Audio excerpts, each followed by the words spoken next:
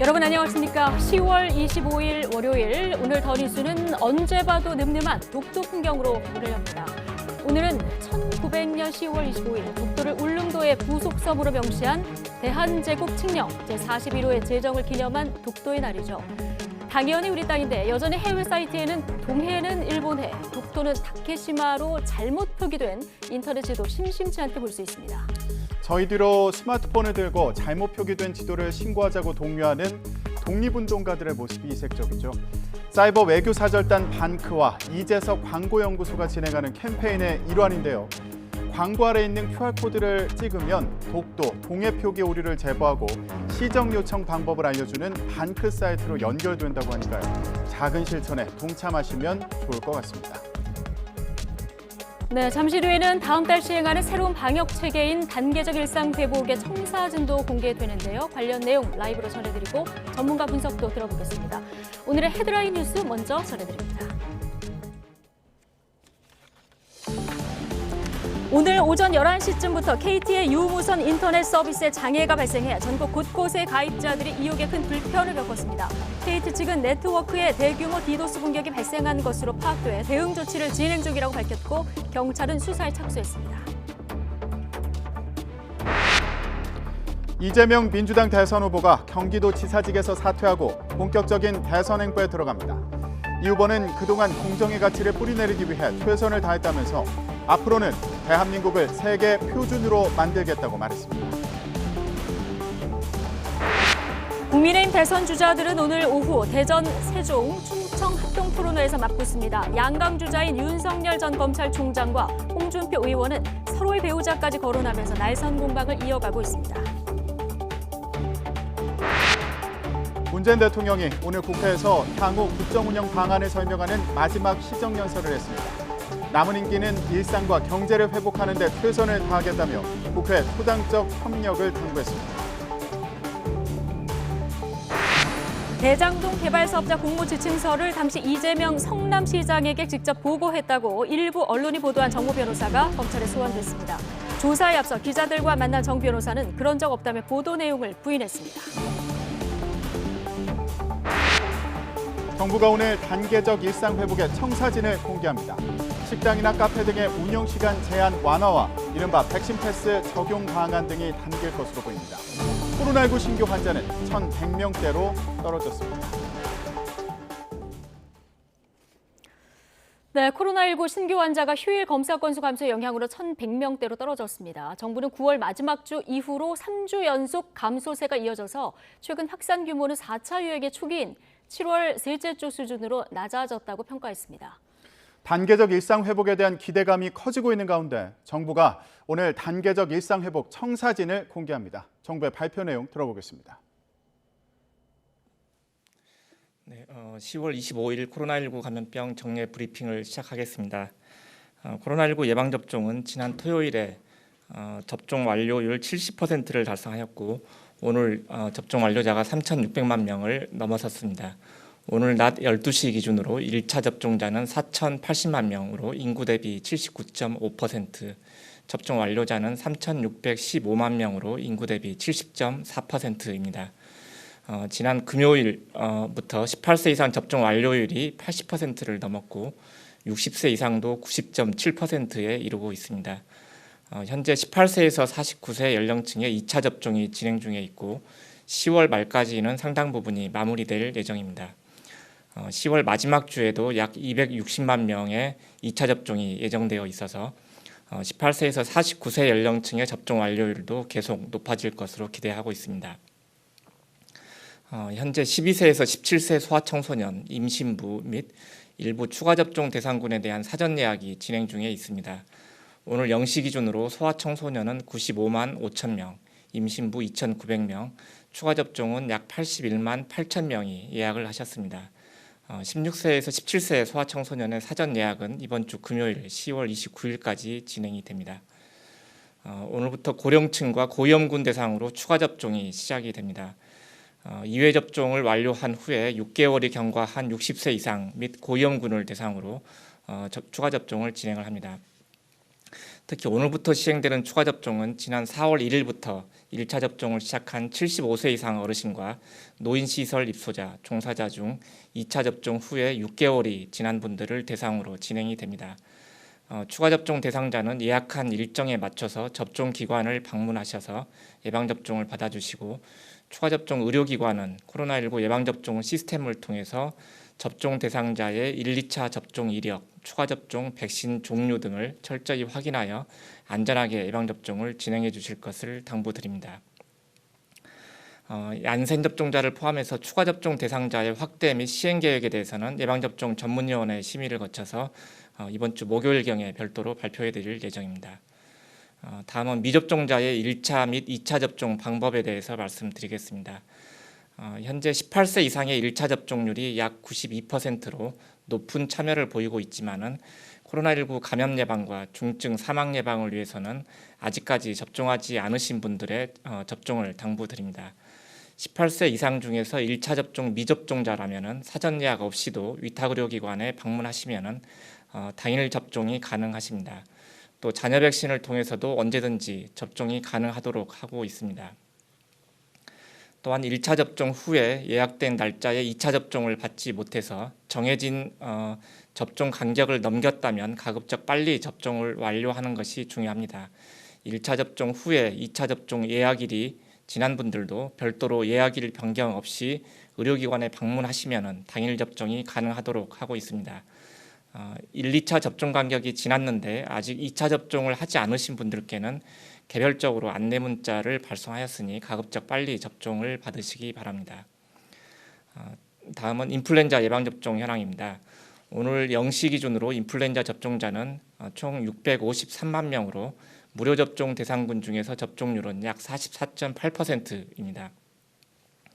연령대별로는 75세 이상 어르신이 65%, 70에서 74세가 56%, 65세에서 69세는 32.6%를 보이고 있습니다.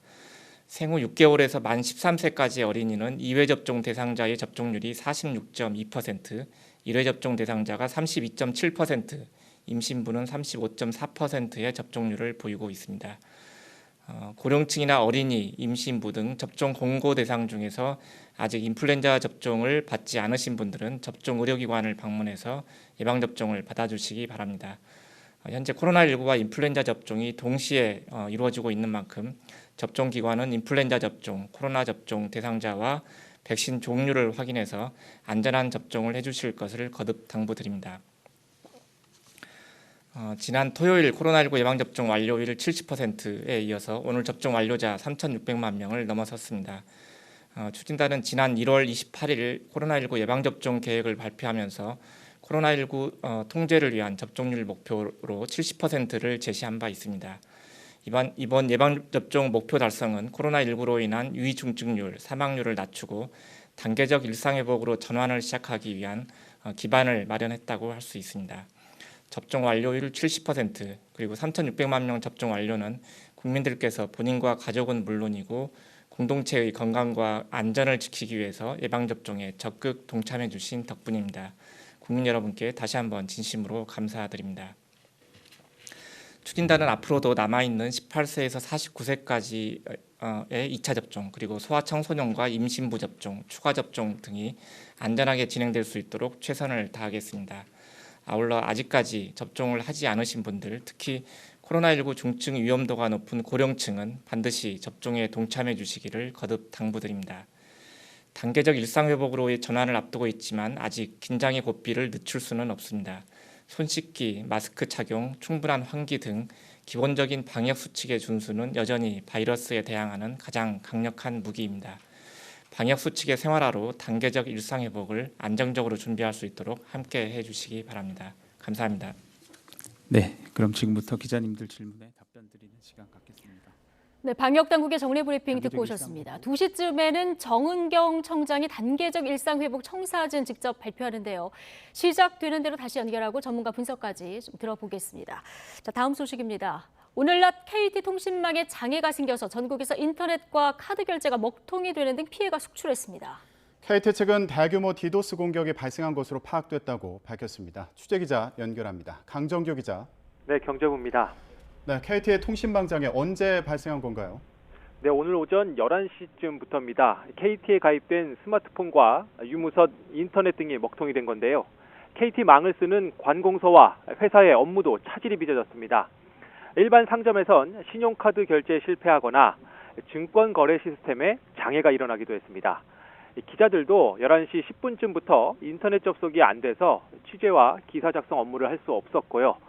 인터넷 연결에만 30분 정도를 허비하다가 KT망이 아닌 다른 것을 쓰는 곳으로 이동을 해야 했습니다. 다행히 전화, 문자, 메시지는 주고받을 수 있었습니다. KT 측은 네트워크에 대규모 디도스 공격이 발생한 걸로 파악됐다고 밝혔습니다. 이에 따라 즉시 위기관리위원회를 가동해 신속 조치 중이라고 덧붙였습니다. 통신 장애가 발생한 지 1시간쯤 뒤인 정오 무렵부터 인터넷 접속이 속속 정상화되고 있습니다. 그러나 일부 지역에선 복구가 늦어지는 것으로 전해졌는데요. KT 측은 정확한 원인과 피해 상황 등이 파악되는 대로 공식 입장을 밝힐 예정입니다. 지금까지 경제부에서 YTN 강정규입니다. 네, 관련해서 경찰도 즉각 수사에 나섰습니다. 오늘 오후 KT 본사를 방문해서 공격 배후 등을 파악할 예정입니다. 많은 데이터를 한꺼번에 보내서 서버 과부하를 일으키는 디도스 공격은 10여 년 전부터 이어져 왔지만 여전히 국내 통신망은 속수무책이라는 지적이 나오고 있습니다.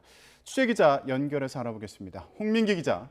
네, 사회 일부입니다. 네, 자 KT 먹통 사태에 대해서 경찰도 바로 수사에 들어갔군요. 네, 그렇습니다. 경기남부경찰청 사이버수사대가 즉각 수사에 나섰는데요. KT 먹통 사태가 악성 코드를 이용한 디도스 공격으로 보인다며 경찰청 국가수사본부로부터 관련 사안을 넘겨받아 수사에 착수했다고 밝혔습니다. 현재 피해 규모와 공격 배후를 조사 중이라며 과학기술정보통신부, 한국인터넷진흥원 등과 함께 분석하고 있다고 덧붙였습니다. 또 장애 원인과 피해 규모를 파악하기 위해 오늘 오후 KT 본사를 방문할 예정이라고 설명했는데요. 이후 관련 절차와 규정에 따라 범죄 혐의가 확인될 경우 입건 전 조사 등을 한다는 방침입니다. 대규모 데이터를 한꺼번에 보내 과부하를 발생시켜 접속 지연을 일으키는 디도스 공격은 10여 년 전부터 꾸준히 일어났는데요.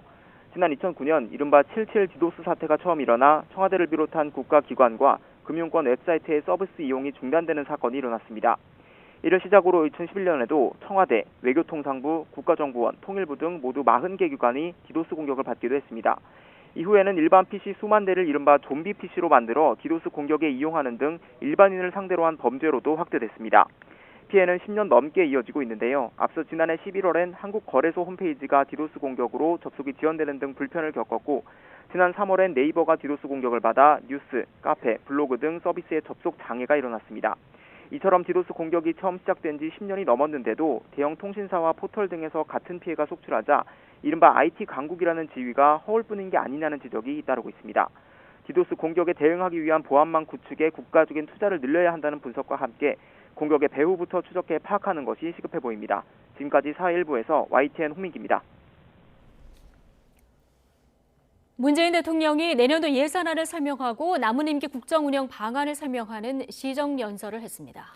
문 대통령은 시정연설에서 지난 4년 동안 정부의 성과를 강조하고 남은 임기는 일상과 경제를 회복하는 데 최선을 다하겠다면서 국회 협력을 당부했습니다. 취재기자 연결합니다.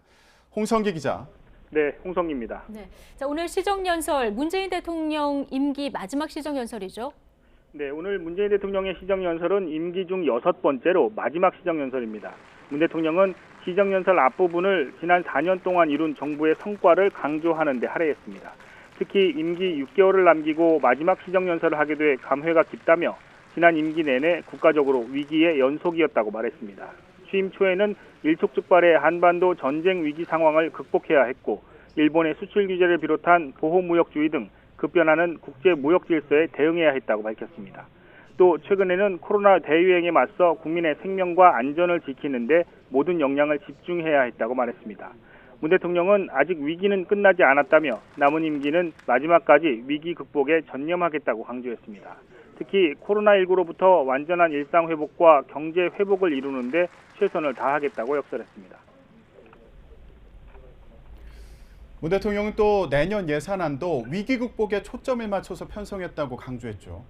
네, 문 대통령은 내년도 예산안은 완전한 회복과 국가의 미래를 위해 확장적 기조를 유지했다고 설명했습니다. 코로나 위기 국면에서 확장 재정을 통해 경제와 고용 회복을 선도할 수 있었다는 겁니다. 또 이는 세수 확대로 이어져 재정 건전성에도 도움이 되는 선순환 효과를 보여줬다고 밝혔습니다. 문 대통령은 그러나 아직 완전한 회복을 위해 가야 할 길이 멀다며 내년에도 재정의 역할이 클 수밖에 없다며 확장 재정의 필요성을 강조했습니다. 특히 코로나로부터 국민의 건강과 생명을 지키고 소상공인과 자영업자 등 피해 계층을 두텁게 보호하는 데 최우선을 뒀다고 설명했습니다. 또 격차와 불평등을 줄이는 포용적 회복을 이루겠다며 청년 지원 강화와 지역 간 격차 해소를 강조했습니다. 그러면서 내년 예산은 이번 정부 마지막 예산이자 다음 정부가 사용할 첫 예산이라며 국회에 초당적인 협력을 요청했습니다. 지금까지 YTN 홍성기입니다. 네, 이재명 더불어민주당 대선 후보가 공정한 세상으로 보답하겠다며 경기도지사 자리에서 물러났습니다. 오늘 마지막 지사직 업무를 마치고 본격적인 대선 본선 준비에 들어갑니다. 국민의힘 대선 주자들은 오늘 충청 지역 토론에서 맞붙는데요. 국회로 가보겠습니다. 최하연 기자. 네, 국회입니다. 네, 자, 오전에 이재명 후보가 지사직 사퇴 기자회견을 열었는데요. 어떤 말들을 했습니까? 네, 이 후보 주어진 임기를 다하지 못해 아쉽고 송구하다는 말로 기자회견을 시작했습니다. 이어 지난 3년 동안 공정의 가치를 뿌리내리기 위해 최선을 다했다고 밝혔는데요. 이 불법 계곡 하천 정비와 지역 화폐 확대, 부동산 투기 방지, 공공개발 이익 도민 환원제 등을 업적으로 강조했습니다. 그러면서 대한민국이 부러워하는 경기도를 만들었던 것처럼 전 세계가 부러워하는 대한민국을 만들겠다고 다짐했습니다. 경기도지사로 지내는 동안 도민 여러분께 받은 크나큰 은혜, 새로운 대한민국 공정한 세상으로 반드시 보답하겠습니다. 이 후보의 사퇴는 경기도정 업무를 맡은 지 3년 4개월여 만입니다. 내일부터는 민주당 대선 후보로 본격적인 대선 행보에 들어갈 예정인데요. 특히 가장 큰 숙제였던 이낙연 전 대표와의 원팀 회동을 마치면서 본선 채비에는 더욱 속도가 붙었습니다. 이 후보는 내일 대선 예비후보 등록을 하고 이후 문재인 대통령과 면담할 전망입니다. 또 함께 경선을 치른 정세균 전 총리, 추미애 전 법무부 장관 등과도 만나 결속을 다질 계획입니다. 다음 주에 대선 후보 선출을 앞두고 있는 국민의힘은 오늘 중원 경쟁에 나섰죠. 네, 국민의힘 대선 주자들 오늘 오후 충청권 합동토론회에서 맞붙습니다. 이 충청이 선거 결과를 좌우하는 캐스팅 보트라고 불리는 만큼 표심 경쟁도 치열할 전망인데요. 특히 경선이 종착지에 가까워질수록 양강 주자인 윤석열 전 검찰총장과 홍준표 의원의 신경전도 최고조로 치닫고 있습니다. 이번에는 서로의 배우자까지 끌어들이며 공방을 이어갔는데요.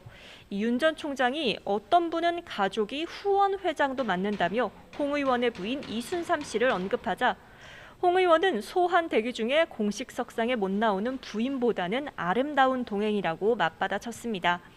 여기에 후보 선출 여론조사 방식을 두고도 윤 전 총장은 가상 양자 대결을, 홍 의원은 사지선다형 방식을 원하면서 맞서고 있는데요. 국민의힘은 일주일 뒤인 다음 주 월요일부터 경선 투표에 들어갑니다. 이 최종 대선 후보는 국민 여론조사와 당원 투표를 각각 절반씩 반영해 다음 주 금요일에 발표합니다.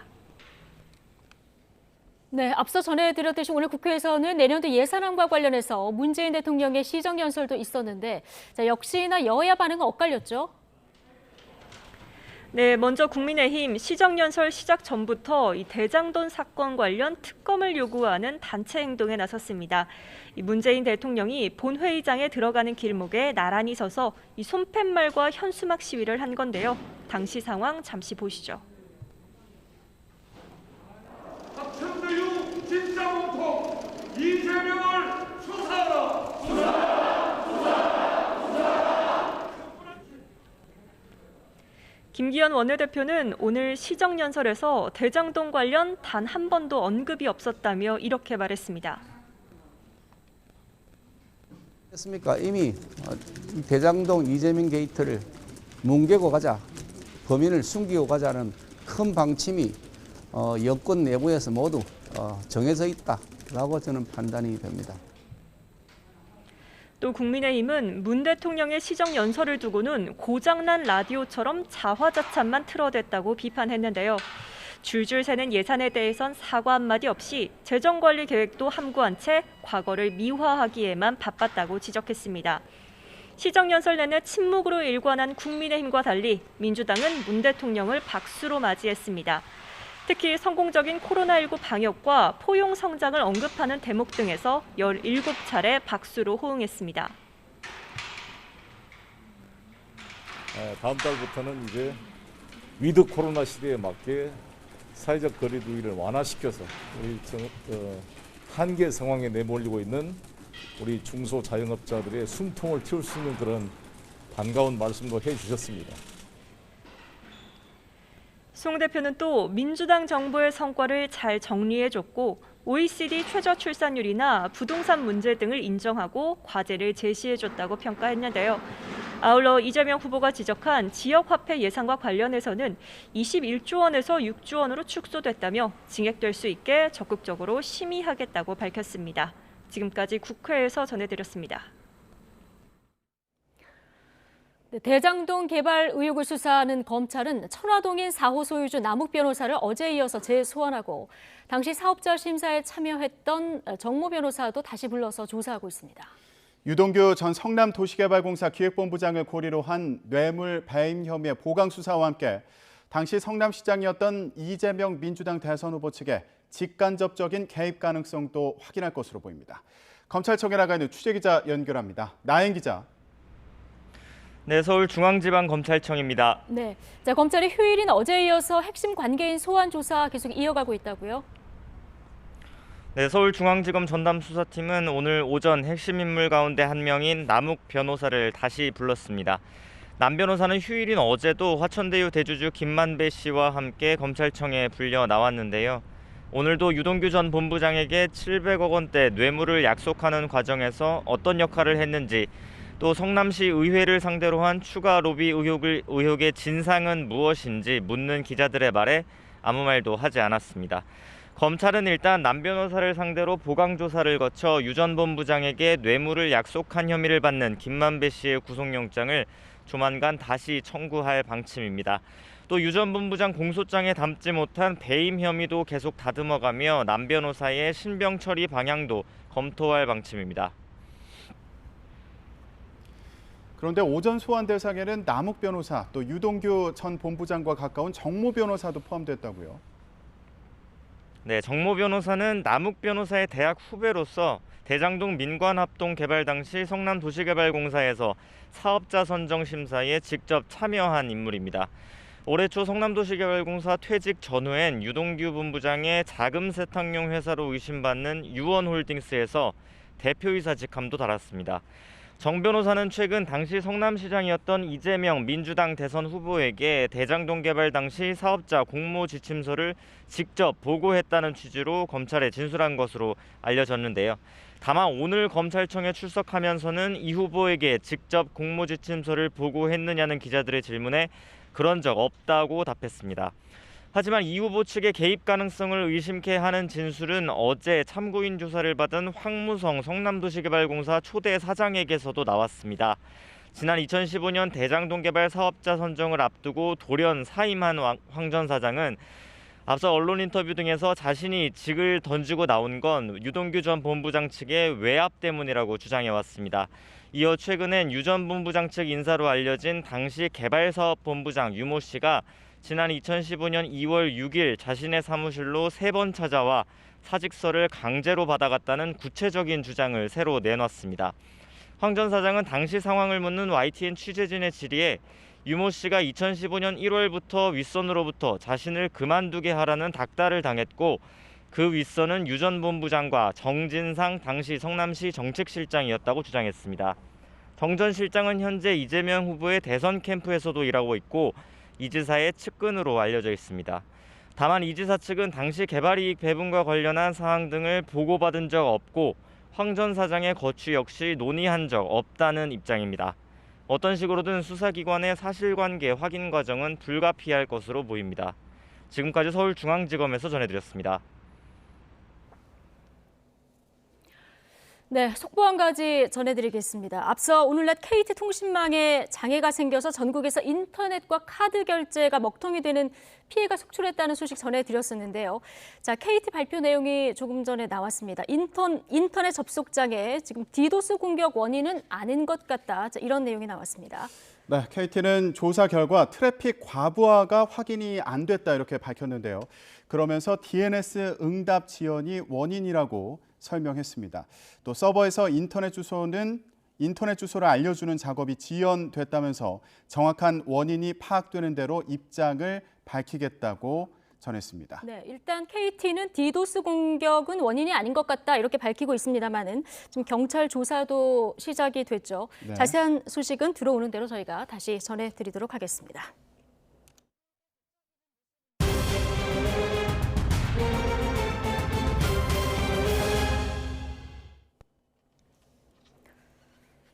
네, 잠시 뒤 정부가 단계적 일상 회복을 위한 새로운 방역 체계 초안을 공개합니다. 영업시간 제한 등 방역 규제가 대폭 풀릴 것으로 예상돼 자영업자들의 기대감은 커지고 있습니다. 하지만 단계적 일상 회복으로 확진자 수가 늘어나면 거리두기 조치가 또다시 반복되진 않을지 우려 섞인 반응도 나오고 있습니다. 취재기자 연결해서 현장 분위기 들어보겠습니다. 김혜린 기자. 네, 서울 홍대 거리에 나와 있습니다. 네. 자, 정부가 오늘 오후 발표할 방역체계 초안에서 식당이나 카페 등은 영업시간을 포함해서 규제가 대폭 풀릴 것으로 예상이 되는데 지금 현장 분위기는 어떻습니까? 네, 이른 아침 한가했던 홍대 거리는 점심시간이 지난 이후 꽤 붐비는 모습입니다. 가게들을 둘러보니 단계적 일상 회복으로 거리에 조금씩 활기가 돌지 않을까 기대감이 컸다는 반응인데요. 특히 거리두기 조치로 힘들어했던 자영업자들은 한시름 놓았다는 반응입니다. 정부는 다음 달 초 단계적 일상 회복으로 방역체계 전환을 예고했습니다. 이를 앞두고 잠시 뒤인 오늘 오후 2시 단계적 일상 회복 초안을 공개한 뒤 국민 의견을 청취한다는 계획입니다. 최종 발표는 오는 29일 중앙재난안전대책본부 회의 뒤 이뤄질 예정입니다. 방역체계 전환을 앞둔 시민들, 특히 자영업자들의 기대감은 컸습니다. 식당이나 카페 등 생업시설의 운영시간 제한을 해제하는 방안이 유력하기 때문인데요. 그간 새로운 거리두기 발표 때마다 영업시간 제한이 계속해서 이어지면서 자영업자들은 생존권을 위협받고 있다고 하소연해왔습니다. 한국자영업자협의회는 최근 코로나19 발생 이후 폐업한 매장 수가 45만 6천 개를 넘어섰다고 밝히기도 했습니다. 제가 만난 자영업자들은 이번 방역체계 전환으로 운영시간 제한이 풀리면 그나마 장사가 수월해질 거라 예상한다고 밝혔는데요. 특히 영업시간 제한으로 고사 직전에 있던 호프집이나 주점 업주들은 이제라도 방역체계 전환이 이루어져 다행이라는 반응이었습니다. 자영업자들의 반응 직접 들어보시죠. 아무래도 야간 업종 같은 경우는 그동안 22시 제한이 한 1년여 동안 이루어졌거든요. 그러다 보니까 아무래도 저희가 부채도 굉장히 많이 쌓여 있는 상황이고, 근데 이번 발표를 통해서 저희 야간 업종도 조금 정상적으로 좀 영업에 돌아왔으면 하는 그런 바람을 가지고 있고요. 자영업자 스스로가 자생할 수 있는 환경이 만들어졌으면 좋겠습니다. 하지만 단기간에 상황이 나아지진 않을 거란 우려도 있습니다. 대출금 상환 부담으로 폐업도 함부로 하지 못하는 가운데 자영업자들은 단계적 일상 회복으로 정부 지원이 하나둘 끊기고 있다고 하소연했는데요. 업종이나 시설별로 세부적인 지원책을 마련하고 정부가 나서 소비 분위기를 형성하는 게 필요하다고 밝혔습니다. 또 혹여나 단계적 일상 회복으로 확진자 수가 큰 폭으로 늘어나면 또다시 거리두기가 강화되지는 않을까 우려되는 반응도 있었습니다. 시민 반응은 대체로 긍정적이었습니다. 최근 한 국민 인식조사에 따르면 국민 10명 가운데 7명은 방역체계 전환이 필요하다고 답했습니다. 또 단계적 일상회복 전환에 대해 응답자의 49.2%가 기대와 우려가 반반이라는 반응을, 32.9%가 기대가 크다는 반응이었습니다. 이렇게 단계적 일상회복에 대한 기대감이 커지고 있는 가운데 확진자 수가 여전히 1000명대를 기록하고 있어 긴장의 끈을 놓아서는 안 된다는 목소리도 있었습니다. 지금까지 서울 홍대 거리에서 YTN 김혜린입니다. 네, 전해드린 대로 다음 달부터 시행될 단계적 일상회복 초안이 곧 발표될 예정입니다. 유재복 해설위원, 최재욱 고려대 의대 예방의학과 교수와 함께 얘기 나누겠습니다. 두 분 안녕하십니까? 네, 어서 오십시오. 자, 정은경 청장 브리핑 시작되는 대로 저희가 전해드리도록 하고요. 먼저 유재복 기자, 정부가 단계적 일상회복으로 이렇게 걸음을 떼는 거는 아무래도 백신 접종 완료일이 좀 밑받침이 됐겠죠? 가장 중요한 지표고요. 예. 한 가지 이제 단계적 일상 회복이 가시권에 들어왔기 때문에 말씀드리고 싶은 건 우리가 단계적 일상 회복으로 가는 것은 코로나19와의 싸움에서 이겨서 가는 게 아닙니다. 예. 져서 가는 겁니다. 더 이상은 코로나19를 박멸할 수가 없기 때문에 일정 부분 그 감염의 위험을 감소하고 일상생활을 좀 회복하면서 막아보자 그런 의미거든요. 그렇기 예. 때문에 지금 너무 사회 분위기가 좀 들떠 있는 분위기가 있는데 그것은 굉장히 위험하다는 말씀을 드리고요. 예. 단계적 일상 회복으로 가기 위해서 가장 중요한 지표로 꼽는 게 바로 접종률입니다. 아무래도 이 접종률이 올라갈수록 감염의 위험이 떨어지기 때문인데요. 얼마 전에 그 정부가 발표한 걸 보면 이론적으로 전 국민의 70% 이상이 맞게 되면 델타 변이라는 감염 재생 지수가 5에 이르는 이런 네. 전파력이 강한 바이러스에도 어느 정도 버틸 능력이 된다는 것이죠. 예. 그렇기 때문에 접종률이 중요하다 이렇게 말씀드릴 수 예. 있습니다. 지금 말씀하시는 동안 정은경 질병관리청장의 브리핑이 시작됐는데요. 현장으로 가보시겠습니다. 마련하게 되었습니다. 단계적 일상 회복은 가야만 하는 길입니다. 코로나 유행이 장기화되면서 국민들께서 오랫동안 힘든 시간을 보내왔습니다. 교육, 돌봄, 민생경제의 어려움이 누적되고 있고 이러한 어려움은 취약계층에 더 집중되고 있습니다. 어느 정도의 위험을 감수하더라도 높아진 예방접종률을 기반으로 우리 사회가 감당 가능하고 지속 가능한 사회, 의료 대응 체계를 단계적으로 전환시키는 것이 필요합니다. 코로나를 퇴치할 수는 없지만 코로나 위험과 피해를 최소화하면서 안전하게 공존하는 방법을 찾아야 합니다. 하지만 단계적 일상 회복은 가보지 않은 길입니다. 향후에 전개될 상황을 예측하기는 매우 어렵고 많은 불확실성과 위험 요인이 존재합니다. 미접종자가 1,000만 명에 이르고 미접종자에게 코로나19는 여전히 치명적이며 의료체계의 부담도 커질 수 있습니다. 또한 실내 전파 위험이 높아지고 바이러스가 증식하기 좋은 겨울철이 다가오고 있습니다. 인플루엔자와 같은 호흡기 감염병의 부담도 가중될 위험이 있습니다. 변이 바이러스의 불확실성도 존재하고 시간이 경과됨에 따라 백신의 면역도도 감소하여 추가 접종 필요성이 커지고 있습니다. 거리두기 완화에 따라 일정 정도의 확진자 증가는 불가피합니다. 우리가 경계심을 늦추는 순간 더욱 가속화될 수 있습니다. 우리보다 먼저 일상 회복으로 전환한 많은 국가들에서 유행 재확산으로 거리두기와 방역 조치를 다시 강화하고 있습니다. 각국의 외국의 전철을 밟지 않기 위해서는 우리가 감당할 수 있는 수준 내에서 지속적으로 상황을 평가하면서 안정적이고 단계적인 전환을 해야 합니다. 거리두기를 완화하더라도 자율과 책임 하에 방역 수칙을 철저히 준수하는 것도 중요합니다. 또한 상황이 악화되었을 때 비상 계획도 사전에 준비하여야 합니다. 단계적 일상 회복은 예전의 일상으로 돌아가는 것이 아닙니다. 더 안전하고 더 나은 일상을 만들어야 합니다. 학교, 직장, 다중이용시설, 종교시설, 지역사회의 안전한 일상을 지키기 위해 모두의 참여와 협력, 공동체 연대가 필요합니다.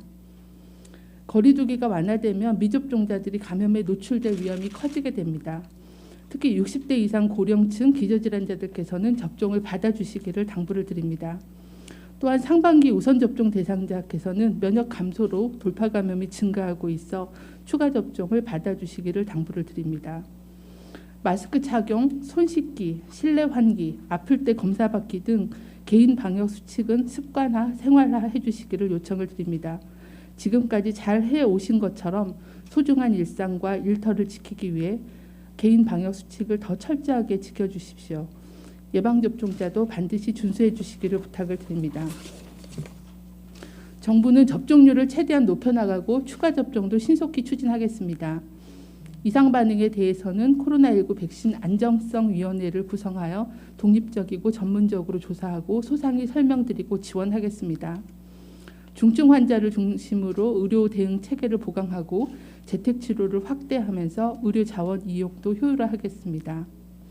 역학조사와 진단 체계는 접종력 등 위험도를 고려하여 효율적으로 조정하겠습니다. 접종 증명, 음성 확인제 등을 통해 접종자를 중심으로 사회적 거리 두기를 단계적으로 완화하되 미접종자가 차별받거나 소외되지 않도록 신중히 추진해 나가겠습니다. 국민들께서 단계적 일상 회복에 대해 기대와 우려를 가지고 계시다는 것을 잘 알고 있습니다. 오늘 공청회를 통해서 국민 여러분들의 목소리를 귀담아 듣고 이를 토대로 안전하게 일상을 회복해 나갈 수 있도록 단계적 대응 계획을 마련하겠습니다. 마지막으로 공청회 자장을 맡아주신 이윤성 원장님 그리고 각계를 대표하여 참석해 주신 토론자와 온 오프라인으로 참석하고 계신 많은 분들께 감사를 드립니다. 무엇보다도 오랜 시간 동안 방역과 예방접종에 적극 참여해 주신 국민들께 무한한 존경과 감사 인사를 드립니다. 정부도 그 어느 때보다 긴장감을 가지고 단계적 일상 회복 추진에 최선을 다하겠습니다. 감사합니다. 네, 개회사 말씀 감사합니다. 다음은 오늘 단계적 일상회복 추진위원회에 참석해 주신 분들을 소개해 드리겠습니다. 네, 정은경 질병관리청장의 브리핑 내용 듣고 오셨습니다. 이 내용 잠시 뒤에 유재복 기자 그리고 최재욱 교수님하고 분석해 보도록 하고요. 지금 속보가 한 가지 들어와서 이 내용을 먼저 좀 전해드리겠습니다. 공수처가 고발 사주 의혹 관련해서 손준성 검사에게 사전 구속영장을 청구했다. 자, 이런 속보가 들어왔습니다. 자, 고위공직자범죄수사처는 지난 주말에 손모 검사에 대해서 서울중앙지방법원에 사전 구속영장을 청구했습니다. 자, 지금 사유를 봤더니 그 소환에 출석하지 않았다 이런 그 사유인 것 같습니다. 네, 공수처는 사건 피의자 등 핵심적인 관계인들이 출석해서 수사에 협조해 줄 것을 요청했지만 소환 대상자들이 납득하기 어려운 이유를 들어서 출석을 계속 미루는 등 비협조적인 태도를 보였다고 설명했는데요.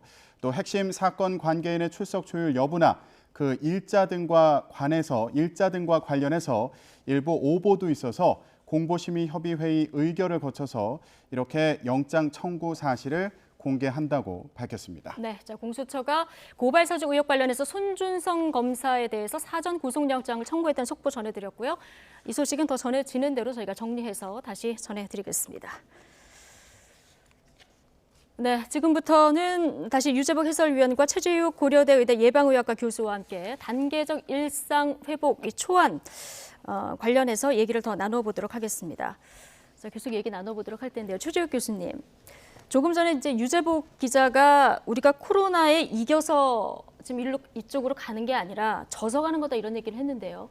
정은경 청장 얘기를 들어봐도 지금 겨울철 그 호흡기 질환 위험도 커지고 있고 백신 면역도 약화되고 있기 때문에 언제든지 다시 확산 우려가 있다. 이 얘기를 굉장히 강조하고 있습니다. 어떻게 보십니까? 예, 적절한 지적이라고 봅니다.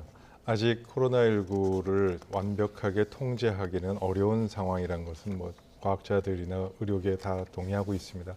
아까 정은경 청장도 그 브리핑에서 얘기했습니다만 새로운 변이 바이러스의 출현, 또 이 백신 접종 이후에 면역력이 예방 효과가 약화되는 그런 내용들 여러 가지 변수가 아직 있습니다. 그래서 그러한 변수를 고려해서 추가적인 확산을 대비해서 이 경계를 게을리하면 안 되겠다는 그런 취지고요.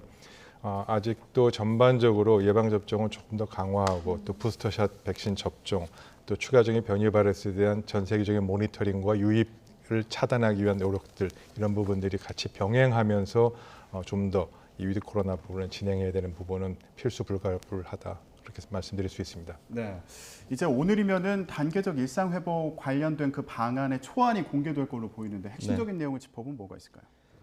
이제 지금 막 발표를 하고 있을 텐데요. 그 전환 시점은 다음 달 초부터 단계별로 3단계를 나누게 되는데요. 그 단계의 적용 시점은 4주입니다. 4주 동안 한 단계씩 적용을 하는데요.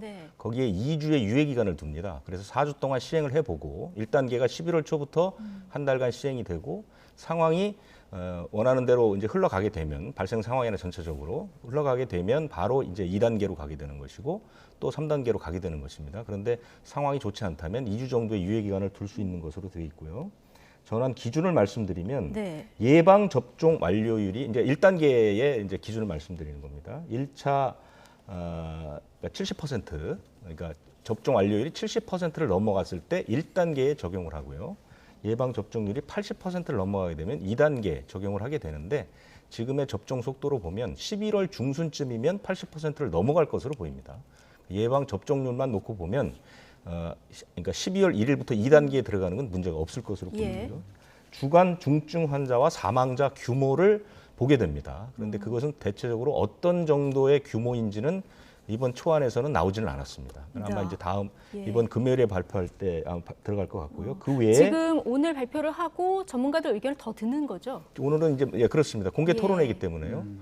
토론을 거쳐서 최종안이 이제 이번 금요일에 발표를 될 것이고요. 그 외에 유행 규모라든가 재생산 지수 이런 것들도 보게 되는 것이고요. 큰 틀에서 보면 1차 개편은 생업시설의 운영 제한이 완화됩니다. 그래서 다중이용시설의 대부분의 운영 시간들이 거의 다 제한이 없어집니다. 그게 큰 틀에서 볼 수 있는 것이고요.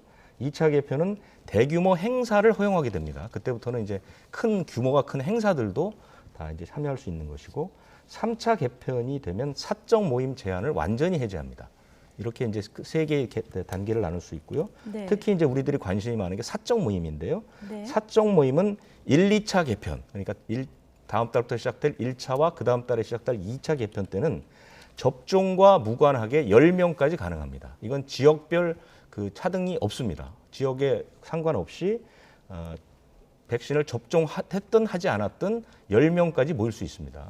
그런데 단 식당과 카페는 아무래도 이제 그 감염 위험을 고려해서 미접종자의 이용 제한을 이용 규모를 제한할 수 있습니다. 근데 몇 명까지 되는지는 이번 그 초안에서는 빠졌고요.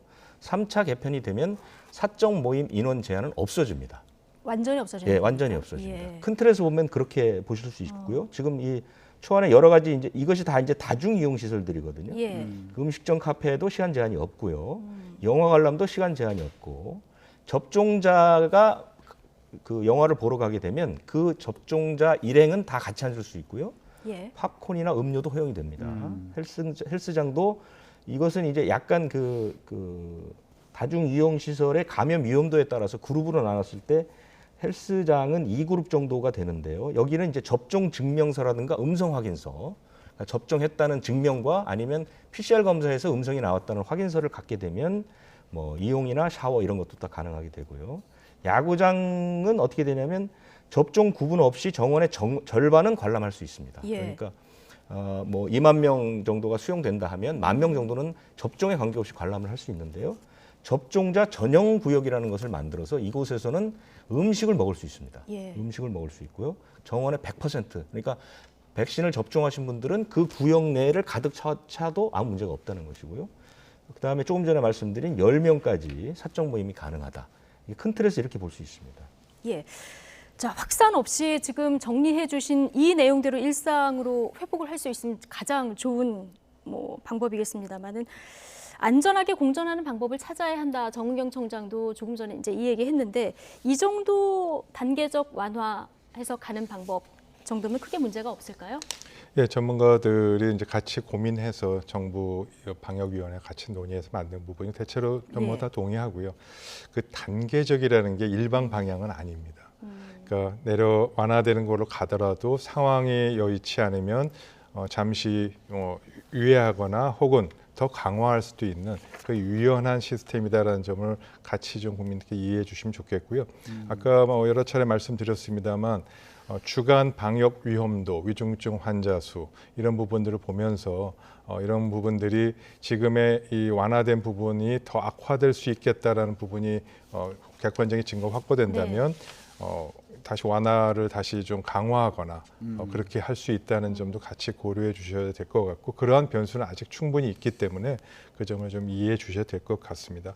아직까지는 그 정확하게 그 서킷 브레이크란 말도 그래서 나왔는데 증권가에서 나는 얘기죠. 그래서 전반적으로 이런 단계적 거리두기 완화 부분을 좀 중단하고 다시 좀 강화할 수 있는 그런 기준들도 지금 만들어가고 있는 상황입니다. 대규모 유행이 발생하면은 이런 위기 대응 전략을 쓴다는 거죠. 그렇습니다.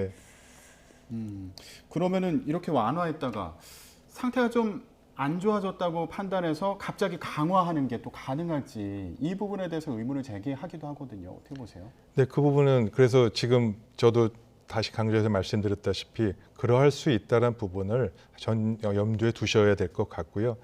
이게 아까 말씀드린 대로 단계적 이 거리두기 완화라는 게 무조건 더 완화되는 방향으로 일방향은 절대 아니다라는 점을 꼭 말씀드리고 싶고요. 예. 상황에 따라서 유연하게 대처해야 되겠죠. 그래서 돌아갈 수도 있고 중단할 수도 있고 좀 유예해서 연기할 수도 있고 그런 네. 부분은 충분히 말씀드려야 되고 아까 말씀드린 가장 중요한 거는 그러한 변수의 가장 중요한 건 변이 바이러스의 또 다른 새로운 변이 바이러스의 등장이라는 것 한 가지하고 이 부스터샷과 이런 추가적인 접종이라는 부분이 정말 얼마나 필요하겠느냐 이제 그러한 부분들에 대한 면역력 지속 효과 여부가 이제 거기에 따라서 이제 달라질 수 있는 상황이 되겠습니다. 예.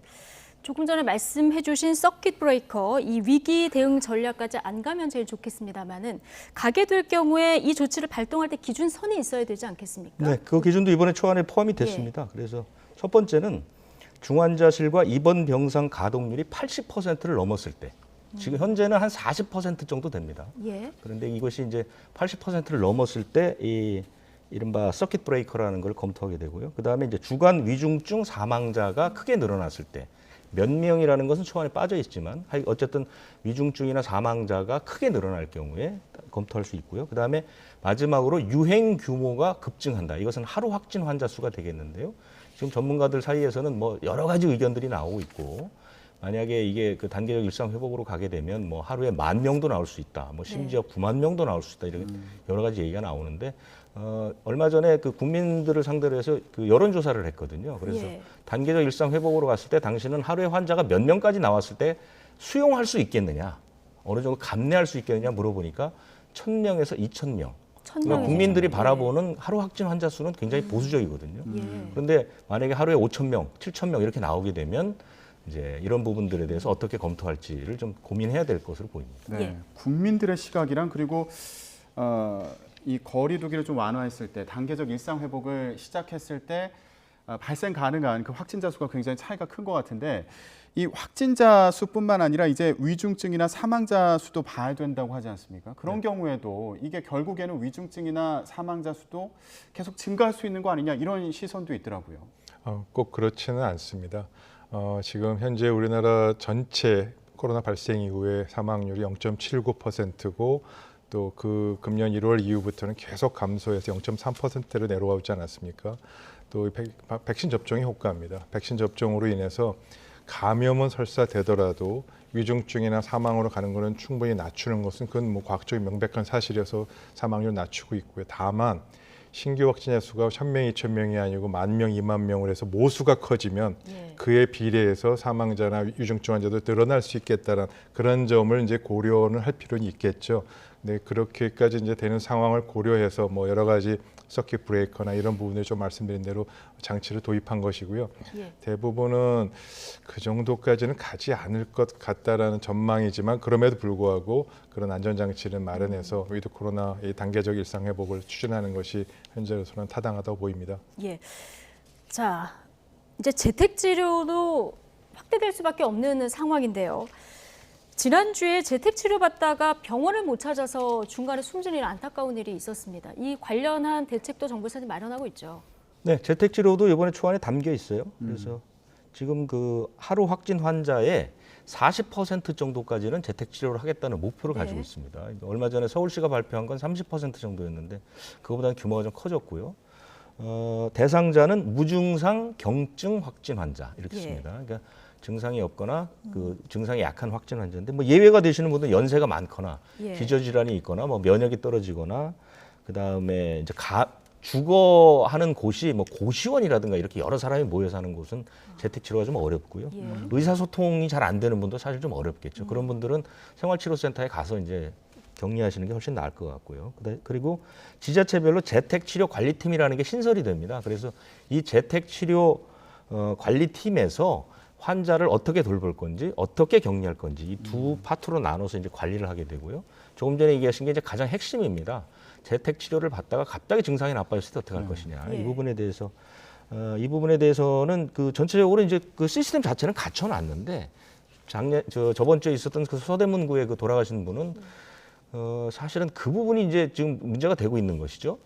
코로나19 확진 환자를 이송하기 위해서는 음압 시설이 갖춰진 그 구급차가 필요한데 일반 구급차가 현장에 가게 된 것이죠. 그러다 보니까 시간이 좀 늘어났고 그래서 이제 이분이 도착하기 전에 돌아가신 건데 그런 부분들도 지금 계속해서 준비를 하고 있습니다. 그래서 나름대로는 뭐 어느 정도 시스템은 갖춰질 것으로 보이는데 재택 치료를 시행하면서 조금씩 그런 부분들을 좀 보완할 필요도 있다. 어쨌든 그 단계적 일상 회복으로 가는 데 있어서 이 재택 치료는 굉장히 중요하고 핵심적인 것이다. 이렇게 볼 수 있죠. 네. 교수님, 그러면 재택 치료를 이제 앞으로 확대를 해야 된다 이런 의견인 건데 보완해야 될 부분을 핵심적인 부분을 찝어본다면 뭐가 있을까요? 우선 좀 아까 말씀드린 그 재택 치료에다 기다리다가 이제 사망하신 분 사례를 사실 정확하게 들여다봐야 되겠죠. 거기서부터 원인을 찾아야 될 겁니다. 지금 아까 말씀드린 음압 그 격리 뭐 시설이나 이런 부분이 아닌 그런 일반 응급 차량에 가서 30분 정도 자택 바깥에서 전담 이송 체계가 차량이 올 때 기다렸다가 사망했습니다. 네. 자, 생각해 보십시오. 의료진이 뭐 소위 그 전쟁터에서 적군이든 아군이든 국적의 불문 없이 인종의 불문 없이 치료를 지금 하지 않으면 위독하다는 상황이 되면 치료를 해야 되는 상황입니다. 코로나 환자든 아니든 그 상황이 5분이라는 2, 3분이라는 골든타임에 해당되면 어떤 조치라도 해야 되는 게 의료인의 윤리고 의료인의 기본적인 법규 사항입니다. 근데 그런 부분이 지금 조치가 제대로 안 됐다는 부분은 시스템에 뭐가 문제 있다는 걸 한번 들여다보는 것이 반드시 필요하고요. 시스템이라는 건 진료 지침입니다. 코로나 환자와 일반 환자를 왜 이렇게 자꾸 구분해서 해야 되느냐는 근본적인 질문 한 가지. 두 번째는 유재복 의원님 말씀하셨듯이 응급의료 체계 부분을 전반적으로 좀 들여다보고 코로나 환자가 적극적으로 제대로 바로 신속하게 진단받을 수 있는 시설, 인프라를 확대하는 방안이 한 가지가 있겠고요. 마지막으로 가장 중요한 것은 위드 코로나로 가는 데 있어서의 마지막 단계는 결국 지금 법정 전염병 수십 가지 중에 하나인 결국 그런 코로나처럼 감기처럼 독감처럼 일반 의료 체계에서 코로나19 의료 체계 구분 없이 일반 의료 체계 내에서 포괄적으로 치료하는 이 치료 체계를 만들어가는 부분들을 전반적으로 같이 고려하면서 이 재택 치료 부분에 좀 혹시라도 있을 수 있는 그런 불행한 사태는 막아 나가는 것이 필요하다고 보입니다. 그러니까 코로나19도 법정 다른 전염병처럼 일반 의료 체계 내에서 이제 관리할 수 있는 시스템이 정착화되어야 된다는 말씀이시고요. 네, 결국 그렇게 가야 되겠죠. 그렇죠. 그리고 코로나19 때문에 사실 다른 질병을 갖는 환자들이 좀 소외가 되는 경우가 있었거든요. 맞습니다. 그런 점은 뭐 코로나19 초기서부터 계속 우려되어 다행히 우리는 그래도 잘 관리해 왔고요. 특별히 그런 데서 악화되지 않게 관리가 되었습니다만 궁극적으로는 그러한 체계로 갈 수 있도록 지금부터 천천히 준비해 나가고 또 그러한 관점에서 이번 응급의료 의상 체계도 좀 들여다보는 것이 필요하겠다는 생각입니다. 예, 알겠습니다. 자, 일상 회복에 대한 기대감 굉장히 커지고 있는데 지금 일찍 위드 코로나로 그냥 한꺼번에 전환한 해외 사례 같은 경우는 좀 확진자 엄청나게 나오지 않습니까? 근데 우리나라의 경우에는 방역 수칙, 마스크 쓰고 손 씻고 이런 방역 수칙은 뭐 꼼꼼하게 더 지켜야 되는 이런 상황인 거죠. 마스크와 관련해서 오늘 나온 것은요. 1차 개편 때는 의무적 마스크 착용이 유지됩니다. 1차 개편 때는 마스크 착용을 의무적으로 해야 되는 것이고요. 2차 개편 때 실외 마스크를 착용할지 말지를 검토합니다. 근데 저는 개인적으로는 하여간 이 마스크는 최후의 마지막까지 의무적으로 착용하는 것을 유지해야 할 필요가 있다고 보는데요. 실외는 몰라도 실내 마스크 착용만큼은 3단계가 되더라도 사실은 좀 풀지 않았으면 하는, 왜냐하면 조금 전에 말씀하신 것처럼 지금 유럽의 상황이 3개의 단계로 나뉘어져 있는데 그 접종률이 많이 높아지면서 유럽에서 영국 같은 나라, 영국이나 벨기에 이런 나라들이 섣불리 이제 그 이른바 위드 코로나로 가면서 마스크 착용을 의무화하는 것을 소홀히 했습니다. 그래서 지금 영국 같은 나라가 하루에 5만 명씩 나오는 것이고요. 프랑스라든가 이런 나라들은 정부에서는 그 자율적으로 마스크 착용을 어느 정도 자율성을 부여했는데 해당 기관이나 업체에서 마스크를 반드시 착용하게 했습니다. 그래서 지금 프랑스 같은 나라는 굉장히 안정적으로, 이탈리아, 프랑스는 안정적으로 가고 있고요.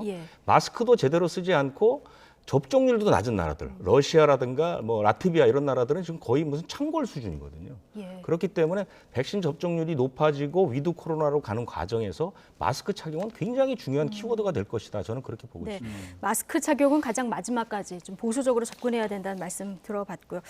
갈 수밖에 없지만 가보지 않은 길이라서 정말 두 분 말씀 들어보니까 조심조심 한 걸음씩 뛰어야겠다 이런 생각 듭니다. 유재복 해설위원, 최재욱 고려대 의대 예방의학과 교수 두 분과 함께했습니다. 오늘 고맙습니다.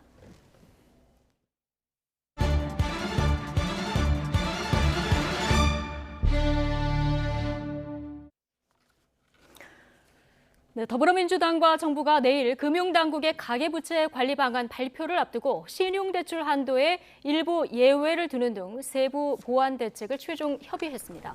국회 정무위 소속 민주당 의원들과 고승범 금융위원장은 오늘 오전 가계부채 관리 방안 당정 협의를 열고 장례식이나 결혼식 같은 불가피한 자금 소요엔 일시적으로 신용대출 한도의 예외를 허용하는 등 실수요자 보호 대책을 논의했습니다. 회의에 앞서서 고승범 금융위원장은 가계부채가 우리 경제 최대 잠재 위협 요인이 될까 걱정하고 있다며 상환 능력 중심의 대출 관행 정책을 위해서 내실화 방안을 만들었다고 설명했습니다. 정부가 주택 양도세를 강화한 뒤에 오히려 매물만 줄었다는 비판이 적지 않은데요. 국민 절반 이상은 양도세를 완화해야 한다고 생각하는 것으로 나타났습니다. 40대를 제외한 모든 나이대에서 완화 의견이 더 많았습니다. 조태현 기자가 보도합니다.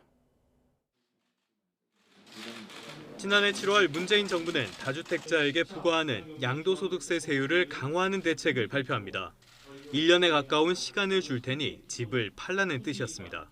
다주택자에 대한 종부세 중과세율을 상향 조정하고 단기 보유자 및 규제지역 다주택자에 대하여 출구 마련과 함께 양도세 중과세율을 인상합니다. 하지만 결과는 기대와는 딴판이었습니다. 오히려 이른바 매물 잠김 현상만 심해진 겁니다. 서울 다주택자 주택 매도량은 2019년 7월부터 2020년 5월까지 월 평균 4,500여 건이었는데 대책이 나온 뒤인 지난해 7월부터 올해 5월까지는 4,300여 건으로 오히려 줄어들었습니다. 국민도 싸늘한 시선을 보내긴 마찬가지입니다. YTN 여론조사 결과 응답자 절반 이상은 양도세를 완화할 필요가 있다고 답했습니다. 강화와 현재 수준을 유지해야 한다는 응답을 합해도 완화에는 크게 미치지 못했습니다. 연령별로도 양도세를 완화해야 한다는 의견이 대체로 더 많았습니다. 40대에서만 강화해야 한다는 답변이 오차 범위 안에서 완화 의견을 앞섰습니다. 이념 성향별로는 결과가 엇갈렸습니다. 보수층과 중도층에선 완화 의견이 절반을 훌쩍 넘었지만 진보층에선 강화 응답이 완화를 웃돌았습니다. 이번 조사는 지난 22일 YTN 의뢰로 리얼미터가 전국 만 18살 이상 성인 남녀 500명을 대상으로 진행했고 표본 오차는 95% 신뢰 수준의 플러스 마이너스 4.4%포인트입니다. YTN 조태현입니다. 서울의 평균 아파트값이 12억 원을 넘어섰습니다. KB국민은행의 월간 주택가격 통양에 따르면 10월 서울 아파트 평균 매매가는 12억 1,639만 원을 기록했습니다. 서울 평균 아파트값은 앞서 지난해 9월 10억 원을 넘은 데 이어 올해 4월 11억 원을 돌파했고 이후 6개월 만에 1억 원이 더 오른 것입니다. 또 한강 이남에 있는 강남권 11개 구의 이번 달 아파트 중위 매매가는 처음으로 13억 원을 넘어섰습니다. 강북권 14개 구의 아파트 중위 매매가는 9억 1,667만 원을 기록했습니다. 과학기술정보통신부는 한국형 발사체 누리호의 3단 엔진 연소 시간 조기 종료의 원인을 찾기 위한 데이터 수집을 하고 있으며 기초 데이터 수집이 끝나는 대로 발사 조사위를 꾸릴 계획이라고 밝혔습니다. 과기정통부는 고흥 나로우주센터와 제주도 팔라우 추적소에 설치된 원격 자료 수신 장비에 자료를 취합하고 있다며 국내와 팔라우에서 수집한 자료와 실제 누리호의 비행 진행 시간을 동기화하는 작업을 수행하고 있다고 설명했습니다. 또 조사위원회는 외부 전문가들을 추가하는 방식이 될 것이며 조사위 구성은 다소 시일이 걸릴 것이라고 덧붙였습니다. 한국인의 정체성을 지켜내려는 간절한 염원이 담겨 역사적 의미가 큰 태극기 유물 3점이 국가지정 문화재 보물에 지정됐습니다. 문화재청은 광복절을 앞두고 예고한 대니 태극기와 김구 서명문 태극기, 서울 진관사 태극기를 모두 보물로 지정했다고 밝혔습니다. 태극기가 보물로 지정되기는 처음으로 새 유물은 지난 2008년에서 2010년 국가등록 문화재로 등록됐습니다. 방탄소년단이 어제 서울 잠실 주경기장에서 진행한 온라인 콘서트를 전 세계 197개국에서 관람한 것으로 집계됐습니다. 소속사 빅히트 뮤직은 이번 콘서트는 다양한 종류의 상품으로 구성돼 전체 접속자 수를 정확히 집계하기 어렵다며 몇 명이 관람했는지는 공개하지 않았습니다. 이번 콘서트에서는 대형 LED 화면으로 대형 스타디움 공연장의 무대를 화면에 담았고 첨단 기술을 동원해 실제 공연장 분위기 전달에 주력했습니다. 네, 오늘은 계절이 제자리를 되찾았습니다. 당분간 쾌청한 가을 날씨가 이어지겠지만 일교차가 크게 벌어져서 주의가 필요합니다. 기상캐스터 연결해서 자세한 날씨 알아보겠습니다. 신미림 캐스터. 네, 하늘공원에 나와 있습니다. 네, 서울은 다시 완연한 가을 날씨라고요? 네, 때이른 가을 추위가 물러나고 완연한 가을 날씨를 되찾았습니다. 오늘 서울은 이 맑은 하늘에 따스한 가을볕이 내리쬐면서 활동하기 참 좋은 날씨가 이어지고 있는데요. 현재 서울 기온은 17도 안팎까지 올라서 선선하게 느껴지고 있습니다. 하지만 해가 지고 나면 기온이 큰 폭으로 떨어져서 금세 쌀쌀해지니까요. 퇴근길에는 겉옷으로 체온 조절도 잘해주셔야겠습니다. 내일도 전국적으로 맑은 하늘이 함께하겠습니다. 하지만 내일 오전에 중서부 지방을 중심으로는 일시적으로 공기가 탁해질 수 있겠습니다. 내일 아침 기온은 서울이 8도, 광주가 7도, 대구 6도 등으로 오늘과 비슷해 쌀쌀하겠고요. 낮 기온은 아침보다 10도 이상이나 크게 오르겠습니다. 서울이 18도, 대전이 19도, 광주와 대구는 20도로 오늘과 비슷하겠습니다. 한 주간 완연한 가을을 느끼기 참 좋겠고요. 수요일 새벽부터 아침 사이에는 중부지방을 중심으로 약하게 비가 내릴 전망입니다. 당분간 일부 내륙과 산간을 중심으로는 서리가 내리거나 얼음이 어는 곳도 많을 것으로 보이니까요. 농작물 냉해 피해 없도록 각별히 주의하셔야겠습니다. 지금까지 하늘공원에서 YTN 신미림입니다. 네, 대선 주자 관련 여론조사가 쏟아지고 있는데요. 최근 민심 어떻게 읽어야 하는지 잠시 뒤 두 분의 여론조사 전문가와 분석해 보겠습니다. 저희는 잠시 뒤에 돌아오겠습니다.